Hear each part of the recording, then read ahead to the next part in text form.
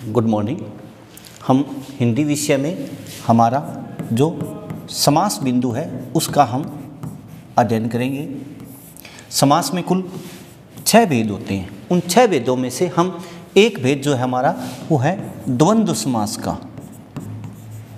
क्या है? द्वंद्व समास। अब देखिए द्वंद्व समास क्या होता है, इसमें कौन कौन से शब्द आते हैं, ठीक है, इसमें कैसे प्रश्न बनते हैं। देखिए इसके अंदर सबसे पहला महत्वपूर्ण जो प्रश्न बनता है वो ये है, इसके दोनों पद प्रधान होते हैं। इसके दोनों पद प्रधान होते हैं। ये एक ही प्रश्न है इसका पहला, कि वो कौन सा समास है जिसमें दोनों पद प्रधान होते हैं। ये एक हमारा पहला सीधा प्रश्न बनता है, ठीक है। दूसरे प्रश्न की यदि हम बात करें तो दूसरे प्रश्न के रूप में पूछा जाए तो वो कौन सा समास है जिसमें और, या, अथवा, व इत्यादि शब्दों का प्रयोग होता है। देखिए इनका लोप होता है। इनका क्या होता है? लोप होता है। कब? कि जब समास होगा तो क्या होगा? लोप होगा, और विग्रह होगा तो इन अवयव शब्दों का क्या होता है? प्रयोग होता है, जो समास विग्रह में हमारे काम आते हैं। ये तो थी इसकी दूसरी बात। अब देखिए इसका तीसरा महत्वपूर्ण क्या है जहाँ से प्रश्न बन सकता है, जो हमारी समझ के लिए आवश्यक है, विलोम शब्दों का प्रयोग। देखिए विलोम शब्दों का प्रयोग द्वंद्व समास में होता है। जी, जो हमारे विलोम शब्द हैं उन विलोम शब्दों का क्या होता है? द्वंद्व समास में प्रयोग होता है। अब देखिए चौथा, पुल्लिंग व स्त्रीलिंग, पुल्लिंग व स्त्रीलिंग शब्दों का प्रयोग। देखिए ये है इसकी चौथी पहचान। अब देखिए प्रश्न हमारा इसमें से सिर्फ एक ही है। क्या है? वो कौन सा समास है जिसमें दोनों पद प्रधान होते हैं? वो कौन सा समास है जिसमें और, या, अथवा और इत्यादि शब्दों का प्रयोग होता है? ये आपके यहाँ से 2 प्रश्न बनते हैं इसमें से। ये तो है हमारी सुविधा के लिए, जिनसे हम क्या कर सके? पहचान कर सकें। ये था हमारा पहले द्वंद्व समास के 2 प्रश्न, जो परीक्षा की दृष्टि से महत्वपूर्ण है, सीधे प्रश्न पूछा जाए। अब देखते हैं हम इसमें आगे का कि द्वंद्व समास के भेद। द्वंद्व समास के भेद, यहाँ से एक प्रश्न बनता है। देखिए द्वंद्व समास के भेद कौन कौन से हैं। पहला जो है वो है इतरेतर। इतरेतर समास। यहाँ से सीधा प्रश्न पूछा जाता है कि इतरेतर समास कौन से समास का उपभेद है? तो वो क्या है? द्वंद्व समास। दूसरा आता है विकल्प सूचक। दूसरा क्या है? विकल्प सूचक किस समास का उपभेद है? विकल्प सूचक शब्दों का इसमें प्रयोग होता है। तीसरा आता है समूह सूचक। तीसरा क्या है? समूह सूचक। जब हमें इन शब्दों का पता है, इन उपभेदों का पता है, तो ये हमें द्वंद्व समास भी आसानी से आ जाता है। कैसे? जो इतरेतर समास है, अब सबसे पहले देखिए इतरेतर क्या है। ये शब्द इतर प्लस में इतर के योग से मिलकर बना है। अब देखिए यहाँ इतर में यहाँ अ है और यहाँ क्या है? ई है। यदि इन दोनों का संयोग हो तो क्या बनता है? ए बनता है। और ए किस में हुआ? गुण संधि में हुआ। तो इतर और इतर से क्या शब्द बना है? इतरेतर बना है। अब इसमें क्या होता है? इसमें और पहचान सूचक के रूप में शब्द लगता है। ठीक है, क्योंकि द्वंद्व समास में यही भेद है। अब बात आती है विकल्प सूचक की। तो विकल्प सूचक में या और अथवा दो पहचान सूचक के रूप में शब्द होते हैं। इसी प्रकार से हमारा है समूह सूचक। समूह सूचक में इत्यादि शब्द का क्या होता है, प्रयोग होता है। यहीं से हमारा समास पूरा होता है। ये कि जिसको ये पता है और किस में लगता है, इतरेतर समास में लगता है। या और अथवा किस में आते हैं, जो इसका उपभेद है विकल्प सूचक इसमें आते हैं। और समूह सूचक में क्या आता है, इत्यादि आता है। ये था हमारा द्वंद्व समास के उपभेद के रूप में। ठीक है, अब देखते हैं इसमें कौन कौन से शब्द आते हैं। अब देखिए, सबसे पहले हम देखते हैं द्वंद्व समास। द्वंद्व समास के हमने कितने भेद देखे। पहला है इतरेतर, दूसरा है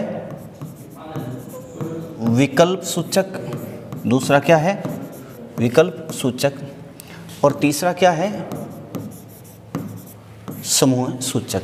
तो ये क्या है, हमारे द्वंद्व समास के 3 उपभेद हैं। ठीक है, अभी हमने पीछे देखा कि इतरेतर समास में क्या लगता है, और पहचान में लगता है। विकल्प में क्या लगता है, या और अथवा लगता है। ठीक है, और समूह में क्या लगता है, इत्यादि लगता है। अब देखिए, इतरेतर में वो शब्द आते हैं जिनके बीच में और पहचान के रूप में लगता है। जैसे देखिए, शिव पार्वती, ऐसे हमारे सामने शब्द आएगा। ये क्या है, ये समासिक शब्द है। ठीक है, ये क्या है, समासिक शब्द है। जब हम इसका विग्रह करेंगे तो क्या हो जाएगा, शिव और पार्वती। क्या हुआ, शिव और पार्वती। ठीक है, अब दूसरा देखिए, शब्द है जैसे राधा कृष्ण। क्या है, राधा कृष्ण। तो इसमें क्या हो जाएगा, ये जो लगा है बीच में चिन्ह है, इसको हम यहाँ से हटाएंगे और यहाँ क्या लिख देंगे, राधा और कृष्ण लिख दिया। ठीक है, इसी प्रकार से जैसे हम शब्द लिखें, तीसरा शब्द लिखें सुख दुख। क्या है, सुख दुख। अब देखिए, ये क्या है, ये विलोम है एक दूसरे के। ये क्या है, विलोम है एक दूसरे के। तो इसमें भी क्या होगा, इस पहचान चिन्ह की जगह क्या लगाएंगे हम, सुख और दुख। एक तो ये, दूसरा क्या है, सुख या दुख। दूसरा क्या है, सुख या दुख। ठीक है, तो अब देखिए, यदि ऑप्शन में हमारे सामने इस प्रकार से प्रश्न आ जाए, इस सुख दुख शब्द को दे दे, एक विग्रह ये कर दे सुख या दुख, और एक विग्रह कर दे सुख और दुख, तो इस स्थिति में हम क्या करें। देखिए, किसी भी व्यक्ति के जीवन में दोनों स्थिति एक साथ नहीं हो सकती, या सुख होगा या दुख होगा। तो उस स्थिति में क्या करेंगे हम, ये सुख या दुख करेंगे। इसका मतलब ये क्या हुआ, विकल्प हुआ। तो है तो द्वंद्वी समास, है तो द्वंद्वी समास। यदि घुमा के अंदर से प्रश्न पूछे तो सुख दुख किस में आता है, या के रूप में आता है। तो क्या होगा, सुख दुख शब्द आए तो क्या हुआ, ये विकल्प सूचक में है। क्यों कि जब या लगता है तो किस में आएगा, विकल्प में, यानी दो में से एक ही होना।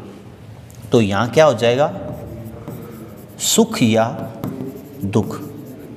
अब इसमें सही तो और वाला भी है, लेकिन यदि पेपर में दोनों ऑप्शन दे दे तब उस स्थिति में हम क्या करेंगे, या वाला सही करेंगे। इसी प्रकार से हमने पीछे पढ़ा भी था कि द्वंद्व समास में क्या आती है, संख्या भी, संख्या वाले शब्द भी किस में आते हैं, द्वंद्व समास में आते हैं। तो देखिए, जैसे मैं कहूँ 55, ये क्या एक संख्या है। ठीक है, तो ये संख्या क्या होगा, 5 प्लस में क्या है, ये 50 है। तो अब इसका हम यदि विग्रह करें तो क्या होगा, 5 और 50। क्या है, 5 और 50। अब देखिए, यहाँ क्या आया है, 5 और 50। अब इसी प्रकार से हमने देखा यहाँ क्या, सुख दुख, सुख या दुख। तो जैसे ये स्टेज है, इसी प्रकार से देखिए, जैसे ये संख्या है तो इसमें हम क्या लगाएंगे, और लगाएंगे, या नहीं लगा सकते। तो संख्या की बात करें तो एक ये संख्या का देखा, ठीक है। अब दूसरा संख्या का देखिए, जैसे संख्या आ जाए 100-150, संख्या क्या आ जाए 100-150 आ जाए, तो हम क्या करेंगे, क्या होगा, पेपर में ऐसे आए तो हम क्या लिख देंगे 100 या 150। इसी में क्या है, हमारा शब्द कौन सा है, अथवा वाला है, तो हम या लिखें चाहे अथवा लिखें एक ही बात है। तो देखिए क्या है, विकल्प सूचक का मतलब जिसमें हम या अथवा लगाएं। तो कुछ शब्द ऐसे हैं, यदि परीक्षा में 50 और 5 ये है, 50 या 5 वाला नहीं कर सकते, जैसे सुख दुख में तो दोनों हो सकते हैं, लेकिन इस स्थिति में दो किसी सूरत में नहीं बनेंगे, एक ही बनेगा, कौन सा, 5 और 50, ठीक है।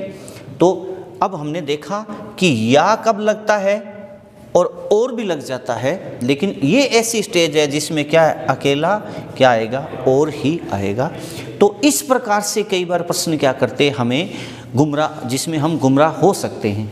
चलिए अब देखिए समूह, यानी वो चीज़ें जो समूह के रूप में क्या हो गई है प्रसिद्ध, जैसे एक दूसरे की वो चीज़ें पूरक है, क्या है, एक दूसरे के पूरक है। बहुत ही अच्छा शब्द है, परीक्षा में आ भी चुका है, रोटी कपड़ा मकान, क्या है, रोटी कपड़ा मकान, ये क्या है, समूह है, ठीक है।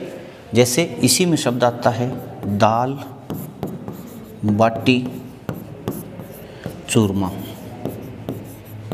क्या है, दाल बाटी और चूरमा, ठीक है। ये क्या है, समूह के, तो क्या होगा, रोटी क्या है, इस प्रकार से हम लिखेंगे, कपड़ा, फिर हम लिखेंगे मकान, ठीक है, और इसके साथ शब्द क्या आएगा, इत्यादि आ जाए, क्या होगा, रोटी कपड़ा मकान इत्यादि। इस प्रकार से ये प्रश्न का उत्तर बनता है। पेपर में ऐसे लिखा होगा रोटी कपड़ा मकान, हम क्या करें, रोटी अलविराम कपड़ा अलविराम मकान और इत्यादि लगाएंगे। इसी प्रकार से क्या हो जाएगा, दाल बाटी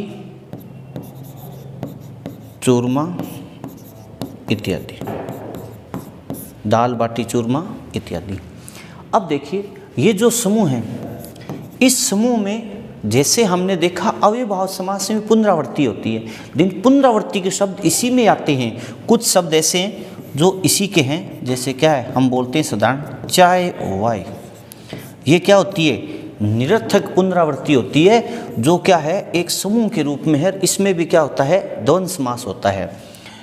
पानी वानी अपने प्रचलन में ऐसे बोलते हैं, पानी वानी, ये पुनरावृत्ति है, लेकिन निरर्थक पुनरावृत्ति है। और निरर्थक पुनरावृत्ति किस में आती है, द्वंद्व समास में आती है। तो इसमें क्या होगा, चाय वाय है, तो ये क्या है, जो निरर्थक जो है वो यहाँ से हट जाएगी, तो क्या हो जाएगा, चाय इत्यादि, क्या होगा, चाय इत्यादि, ठीक है।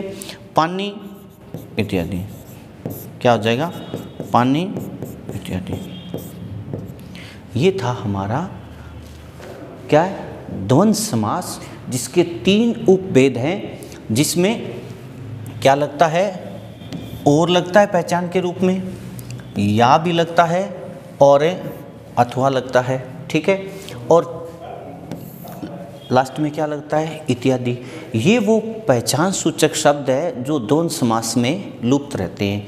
अब इसी के साथ में हमने पढ़ा था द्वंद्व समास के कितने पद प्रधान होते हैं, दोनों पद प्रधान, क्या है, एक यही सबसे महत्वपूर्ण प्रश्न है, क्या है, दोनों पद प्रधान किस समास में होते हैं, द्वंद्व समास में। एक प्रश्न तो ये बनता है, दूसरा प्रश्न है और या अथवा इत्यादि किसके पहचान सूचक शब्द है, तो वो है द्वंद्व समास। अगला जो प्रश्न है जिसमें ये क्या हुआ, पुल्लिंग स्त्रीलिंग हुआ, क्या है, पुल्लिंग स्त्रीलिंग। उसके बाद सुख दुख को क्या कहेंगे, हम विलोम के रूप में कहेंगे, ठीक है। उसके बाद में क्या है, संख्या के शब्द भी किस में आते हैं, द्वंद्व समास में ही आते हैं, जिसमें क्या है, दोनों पहचान के रूप में लगते हैं, जिसमें या भी लगता है और भी लगता है। ये क्या है, ये अनिश्चित संख्या है, ये अनिश्चित खुली संख्या है, और ये 5 और 50 क्या है, ये निश्चित संख्या है और खुली संख्या है। इसी प्रकार से हमने देखा कि समूह के जैसे रोटी कपड़ा मकान, ठीक है, और क्या है, दाल बाटी चूरमा। इसी रूप में क्या है, एक आती है निरर्थक पुनरावृत्ति, चाय वाय पानी वानी मिठाई विठाई। इस प्रकार से ये हमारा द्वंद्व समास है जो परीक्षा की दृष्टि से क्या है, महत्वपूर्ण है और बिल्कुल ही आसान बिंदु है। तो अच्छे तरीके से इसको देखिए, उसके बाद आपके किसी प्रकार की समस्या नहीं रहेगी। धन्यवाद।